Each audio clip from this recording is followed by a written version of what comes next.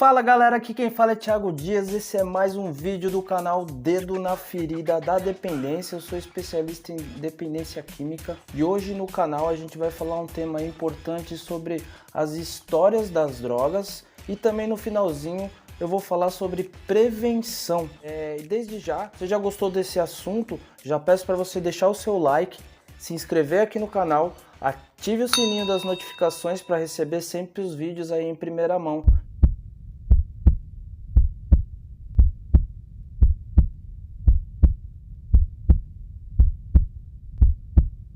Bom, a gente vai conhecer sobre o círculo vicioso da história das drogas e vou dar um exemplo de cada droga.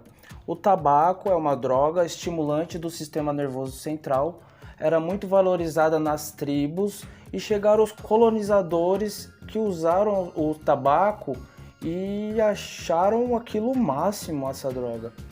Ao passar do tempo, essa droga passou a ser distribuída em algumas regiões, como África do Sul, Filipinas, até chegar na Europa. Um médico pegou o tabaco e foi distribuindo para outras partes da Europa, como Portugal, Espanha, depois na França. E esse médico veio com algumas ideias de que o tabaco resolvia mais de 60 doenças. Aí o tabaco chegou ao seu apogeu.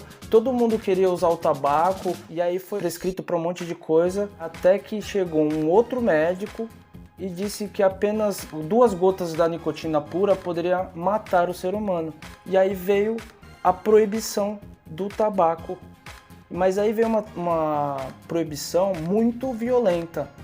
Por exemplo, o sultão, ele mandava decapitar os soldados que foram pegos fumando. Essa proibição era muito intensa. E claro que depois de tanta proibição, de tanta intensidade, aí começou novamente o declínio do tabaco. Com o tempo, no século XVIII, começa a revitalização dessa droga que estava em baixa, começa a crescer, as proibições começam a ficar mais amenas e a droga começa a ficar mais valorizada. Então a droga que estava em baixa antes começa a ser revitalizada no século XVIII por interesses políticos e econômicos. Durante muito tempo, as indústrias de tabacos promoveram e bancavam os filmes de Hollywood. Então pessoas importantes na mídia, da sociedade, sendo valorizada ali num filme, né? Então a maioria dos filmes sempre tinha propaganda como se fosse algo charmoso e vieram muitas propagandas também, como se fosse algo importante você fumar, associar o tabaco, coisas positivas relacionadas a poder, autoestima, e a pessoa começa a acreditar. Se ela começar a fumar, ela vai ter um poder e um lugar na sociedade apropriado. Antigamente, até na década de 90, aí, 80 e pouco, começo de 90, propagandas, né? Tinha até um chocolatinho da fábrica da Pan que em formato de cigarro, né? Então, novamente, o cigarro naquela época, depois do século XVIII, chega ao seu apogeu novamente. E depois de um período mais próximo do século 2000, relações de políticas públicas começam a pegar, né, no pé aí do tabaco e começam a colocar em mídia as consequências do uso crônico. São vetados. Aqui no Brasil, por exemplo, colocado a lei antitabagismo, pode fumar em lugar fechado, como alguns outros lugares no mundo. Então, novamente, a droga começa a acontecer um declínio. Então a queda do tabagismo, devido a essa grande prevenção que foi feita, né, a políticas públicas sobre consequências desse uso, houve uma grande queda, principalmente com o Brasil aí no tabaco. No mesmo círculo vicioso, a maconha. A maconha não era proibida. A droga era uma droga muito usada na China, mais ou menos 4.000 anos antes de Cristo. Era usado de um uso medicinal e os médicos ingleses que foram até essa região pegaram essa droga e disseminaram no mundo ocidental. também associando a maconha à cura de algumas doenças. Então a maconha também foi usada como anestésico, foi muito valorizada. Pronto, chegou novamente no seu apogeu. Cura de doença, anestésico. Então a maconha que está no seu apogeu começa a ter suas consequências. E aí suas primeiras proibições começam a acontecer.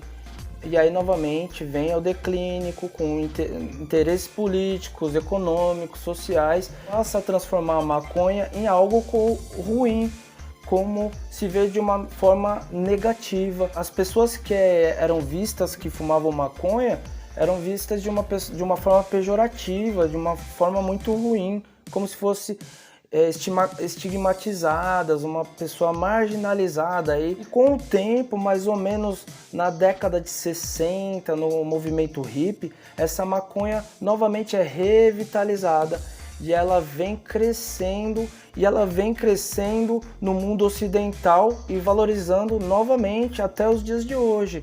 E de novo, não só valorização, como eu fazer parte de um grupo que todo mundo fuma, isso é normal, isso faz bem, é uma droga leve, enfim, diversas formas de divulgações da maconha, também como questão medicinal. Então a maconha que estava em queda, ela passa a subir novamente e chegando no seu apogeu, onde devemos viver novamente no dia de hoje. E até recentemente no Congresso foi liberado a plantação aí da maconha para indústrias alimentícias e também para uso veterinário, mas isso vai dar ruim. E aí a gente pode falar da cocaína também, que era muito usada pelos índios da América do Sul, principalmente na parte andina ali, né? E era muito valorizada, ela fazia parte da cultura ritual daquele local. E com o tempo, de novo, movimentação global, profissionais da área da saúde vão para aquela região e começam a fazer estudos e começam a disseminar o uso no mundo ocidental. Também, novamente, muito associado à cura de doenças.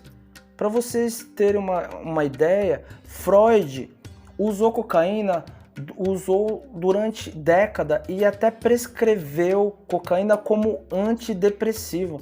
Imagina hoje, né, médicos prescrevendo isso, pegarem cocaína e prescrever, vai tratar alcoolista ou depressão com isso. Isso para nós hoje é um absurdo, mas isso fez parte da nossa história já. Então a cocaína não era uma droga proibida. Então ela estava no seu apogeu, novamente começa a acontecer interesses políticos, consequências econômicos e sociais, começa o declínio e ela fica por um tempo longe do seu apogeu. E aí na década de 70 ela começa a crescer novamente, principalmente na classe artística, né? Ao ponto dela ser considerada a droga dos ricos, o caviar das drogas. Tinha até um vinho feito à base de cocaína, que era o vinho Mariani. Em 1863 ele foi muito usado. Com o tempo veio a lei seca, mais ou menos na década de 30, tirar o álcool desse vinho, colocar o gás e virou uma bebida chamada Coca-Cola, como eu já falei isso aqui. Lógico que depois isso mudou com o tempo, tiraram a cocaína da Coca-Cola, mas olha quanto tempo a cocaína foi disseminada e depois liberada. Aí depois as consequências começaram a acontecer e aí vem o declínio dessa droga. Então, há relatos bíblicos falando do álcool, né, que era uma droga liberada, sempre foi, né? Era muito usada no Oriente, foi para o Ocidente, teve o seu apogeu na Idade Média, inclusive era até valorizada em uma parte da região, que era valorizado os cristãos que oravam relacionado o álcool com determinada oração, até chegar ao seu declínio novamente. Começaram-se as proibições, na lei seca teve um declínio, e aí depois chegou novamente a ter o seu apogeu, e aí não só se liberam, mas como se disseminam através de propaganda, de mídia, né? Que hoje em dia uma pessoa que não bebe é estranha, essa cultura foi incutida na mente das pessoas. O que eu quero passar para vocês? Que o círculo vicioso é algo que acompanha milênios E isso não resolve o problema. O nosso foco precisa ser através no círculo de crescimento virtuoso, na prevenção de tratamento, de políticas públicas bem estruturadas, com tratamentos. Depois, posteriormente, querem falar de descriminalização ou até liberação. Daí ok, não vou dizer que isso talvez não seja importante, mas o foco principal não pode ser esse. O foco tem que ser dentro de políticas públicas estruturadas na prevenção.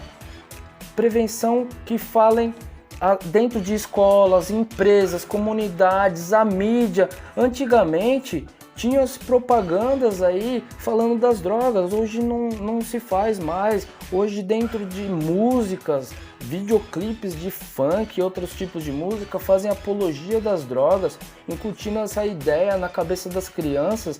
E isso, a prevenção não é falada, ela não é discutida, não é mostrada as consequências do uso crônico, o que pode acontecer gerando uma dependência. Não é mostrado. Então, prevenir aspectos individual, na formação do caráter individual, de valores, ética, princípios, da personalidade de cada um, onde a família, a escola devem trabalhar juntos. Os aspectos sociais é um fator muito grave e importante na disseminação da dependência química, da prevenção do uso, abuso e dependência química na sociedade. Isso sim é um círculo vicioso que nós temos que quebrar e mostrar para a sociedade através de prevenção. E a ideia desse canal aqui é a gente disseminar isso e mostrar para vocês que a gente possa refletir o que fato vai resolver essa questão.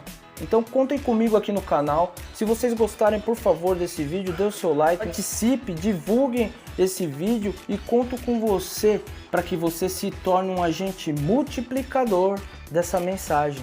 Tamo junto!